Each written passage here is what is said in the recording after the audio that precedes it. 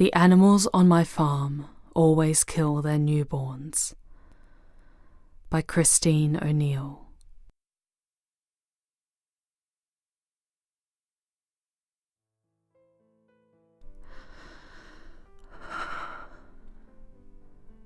Before I take my life tonight, I need to write down what brought me to this point. Just for my own sanity, just as a catharsis. If I'm feeling brave, I'll post it on the internet when I'm done.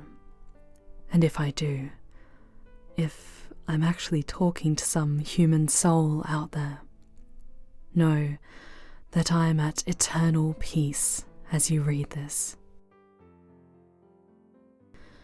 My favourite animal on my fiancé's farm was Sausage. She was an enormous hog who might have been intimidating if she wasn't so lovey-dovey. Sausage acted like a dog whenever I came around, always wanted to be scratched behind the ears and made little grunts and snorts if I wasn't giving her enough attention. In fact, she was the one who sold me on the whole farm thing. It was scary for me to move in with Anthony and his sheep, goats, chickens, turkeys, pigs, donkeys and cats. Before that, I had owned a total of 2 fish and a hermit crab. But I was in love with him, and he was in love with me. Even in spite of all my anxieties and manias and foibles, I took a leap of faith, moving onto his 40-acre Midwest ranch a few months before the wedding. His father had raised him here, but had passed away a year before we met. After only a few days, I stopped nagging him about selling the property and moving closer to the city. Just a few days. That's how long it took for Sweet Sausage to teach me that farm animals were not pets, but, judgmental of you, as I had originally told Tony. She was smart and affectionate. She was my friend. It didn't take long before I developed similar sentiments towards the rest of my new family. Sausage was pregnant when I moved in, and she was due to give birth just 1 week after Anthony and I returned from our honeymoon. Though I was on the verge of having a panic attack the whole time, I was there from start to finish, delivering all 4 piglets. They seemed healthy, and I was overwhelmingly proud of myself. The following day he brought over the 2 little boys who live across the street, as was tradition, to name the newbies. The runt was, not so creatively, christened Pee-wee. For a few days everything went well. The new piglets required a lot of care but was super cute. Besides, I was confident that between Sausage's nurturing disposition and Tony's expertise, they could make up for whatever I messed up. The piglets were only a few days old when everything happened. After the chores were done for the day, Tony and I fell asleep holding each other like the happy newlyweds we were. I hadn't been out for long when a deafening squeal shattered my sleep. I spasmed away from Tony and whipped my head towards the window. I can't even describe the feeling that swelled in my chest at that noise. It was shrill, desperate, horrified. The 2 of us flew downstairs and across the field to the pig pen. By the time we had reached the front door, the squeal tapered off like a stereo being unplugged. With just the light of the moon to guide us, I didn't make out what was happening until we were just a few steps from the pen. God, I'm in tears remembering this. Poor Pee-wee. His little body was just destroyed. It looked like he had been banged against a wall repeatedly. His legs were dislocated, his body swelling with bruises, his tiny nose twitching as though it were the first step to being able to move again. But he would never move again. His glassy little eyes rolled towards us as we burst through the gate. And there was Sausage, calm as ever, looming over her newborn. Mechanically, almost gently, she gathered Pee-wee by his scruff and jerked back her head.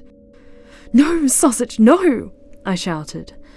I was about to lunge at her, but Tony grabbed my arm. I made a hysterical whimper as the pig slammed its snout into the ground with Pee-wee in her mouth. The ensuing crunching noise almost brought me to my knees. Tony whispered, "It's over, Wanda. He's gone." He was right. Pee-wee was probably dead the instant he made contact with the dirt. I wasn't sure how many times Sausage had smashed him into the ground like this before we arrived, but I understood why Tony had held me back. If I had stopped her just then, we would have been responsible for a mercy killing. The most humane thing was to let nature take its course. But what the hell was natural about any of this? Tony had tears in his eyes as he scooped up the 3 remaining piglets who were cowering in the corner. Meanwhile, Sausage nudged the body of her runt and, satisfied that he was thoroughly dead, meandered over to the slop tub. I watched Tony deposit the piglets in the next pen over, so that a swathe of fence separated them from their mother. He told me to wait inside while he buried Pee-wee. I was all cried out by the time he came upstairs. He looked more enervated than I had ever seen him, soaked in sweat and smudged with dirt. Tony sat across from me on the bed. He didn't say anything for a long time. Finally, he raised his brown eyes to mine and said, "Juanita, there is something I haven't told you. I can count on one hand the number of times I'd heard him call me by my full name." A chill ran up my spine. "What?" I whispered. What happened tonight, is nothing new. All of the animals on the farm kill their newborns, one by one, unless they are separated immediately. I don't know why. I mean, honestly, there is no explanation, scientific or otherwise, I have ever found for this behavior. It's just, it has always happened on this farm." He looked away. I scooted closer. "How is that possible?" "I don't know. I'm sorry. It's not a satisfying answer, but it's all I can tell you." But even Saucy?" I asked, invoking the nickname I had given my favorite farm animal. "All of them, Wanda. All of them," he sighed. "And I know you're wondering why I didn't separate the babies right away. And it's just because I was being selfish." I watched him clench and unclench his fist. "I didn't want to have to tell this to you, ever. And I guess I just hoped that it had been in my head all along. You know, now that Dad's gone, and you and I are just starting our life together, I just thought, rather than separating them like my family had been doing for years, I should see what happens.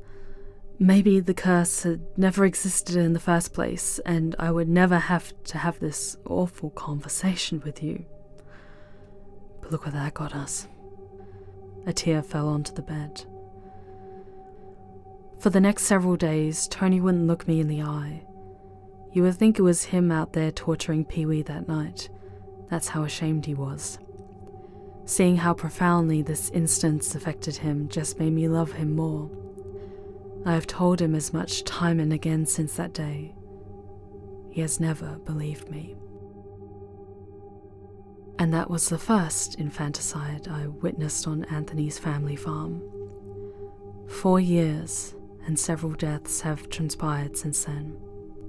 We tried to keep the animals separated, and obviously they needed to reproduce to sustain the farm. But sometimes the killings happened before we even knew the mother was giving birth. I don't want to make a laundry list, because obviously these things aren't pleasant for me to relive. But one other episode that I constantly have nightmares about is Snoozes. Snoozes was a barn cat who would appear curled up napping in random places on the farm. Sometimes we wouldn't see her for days.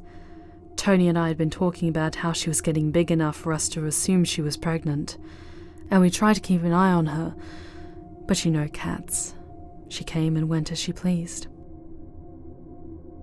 We were really starting to get worried when we didn't see her for almost 2 weeks. That's when I was certain that she had given birth, and I feared for the lives of those helpless infant kittens. But what could we do? I went on with my farm chores, having taken on more responsibility once Anthony got promoted. He was a quality assurance specialist for the USDA, and his new position meant he occasionally had to travel to conduct trainings. Mid-morning was when I got around to changing out all the food and water. As I walked over to the goat's pen, I noticed Snoozes lounging on a pile of hay. "Snoozes!" I chirped, at once thrilled and terrified. She was noticeably thinner, but I didn't see the kittens. Oddly, this made me feel much better. It would have put a maddening pressure on me to rescue them, and I would spend every second until Tony came home feeling like I had to protect them with my life. I just wasn't equipped to handle something like this on my own. Honestly, I was fine pretending she had never been pregnant at all. I slipped into the pen and knelt down to pet Snoozes. The clump of orange fur stretched and did a happy cat blink as I stroked her. At the insistence of the goats, I stood up and went to give them fresh water. Now, the water was in a big, black 10-gallon tub in the corner of the pen. We changed it every few days. As you may imagine, by day 3 the water was murky with hay, dirt, food and whatever other yuckiness the goats had on their mouths when they went to drink. Tiny as I am, I struggled to pick it up and pitch it over the fence. I heard the water splash onto the ground, followed by 5 or 6 distinct plopping noises. I was so shocked I dropped the tub. Lying on the ground in front of me were the shriveled, soaking wet bodies of Snoozes kittens. They were so little that their eyes had not even opened yet. Shakily, I got to my knees and stared with tearful eyes at the corpses. The most frightening part was the lack of injuries. They didn't even have the self-aware or strength to fight for their lives. All I could imagine was Snoozes taking her kittens in her mouth one by one and systematically holding them underwater until they stopped moving. None of the food or water got switched until that evening. I spent the whole day in bed, trying to get Tony on the phone. He would be home tomorrow afternoon. Until then, he suggested, put a towel over the kittens and he would take care of them when he returned. And I wish I could say the reason I'm writing now is because I'm fearing for the life of another animal. But Jesus Christ, it is so much worse than that. Of course, Anthony and I had a discussion about this shortly after we found out I was pregnant. What if it happens to me?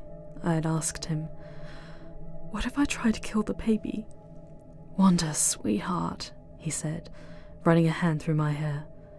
I promise, it's not going to happen.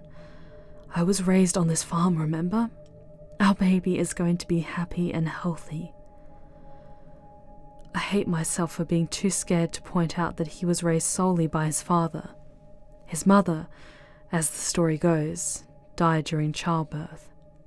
But as I look back now, I wonder if that's just what he was told so he wouldn't ask questions.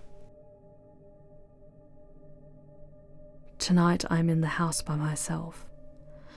I gave birth a week and a half ago, and in all that time I've never been alone. Anthony, my parents, our families, our neighbours have been incredibly supportive, and with all the attention and company, it has been easy to ignore the thoughts I am terrified to be having. Thoughts of killing my child. At first, I tried to tell myself that it was psychosomatic, that I'd in fact cursed myself by believing this curse existed in the first place. Every night since JJ was born, I have lain awake and reading about postpartum depression on my phone. I was dying to find something, anything validating these feelings. And of course, if you search long enough on the internet, you can convince yourself of anything. But each time I put down that phone and looked at the little lump in the crib beside me, all I could think was how much I wanted to kill it. I don't even understand why. And that's what's devouring me from the inside out, is I can't even try to reason with myself. I haven't breathed a word of this to my husband. If he thought for a moment that leaving JJ alone with me was endangering our child's life, he might do to me what I'm convinced his father did to his mother. Besides, I love this child. What's so maddening, really, is the genuine maternal attachment that I have to JJ. I love him so much. I can't even put it into words. But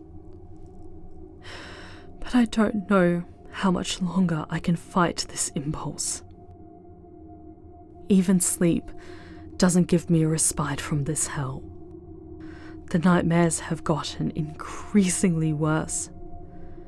The night before Tony left, I dreamed that the baby and I were hiding from a killer. I clutched him to my chest and ran through a dark cornfield, pausing only to catch my breath and hear the telltale rustle of the murderer. Finally, I found my way out of the field. A small farmhouse was in sight. I ran as fast as I could to safety and locked the door. I sat on the sofa with JJ in my arms until I calmed down. And then I placed him on the table in front of me, took off his clothes, and began peeling away at his skin. He didn't make a sound, just stared at me with omniscient eyes. When I tore off a slice of skin, I placed it in a neat pile on either side of him.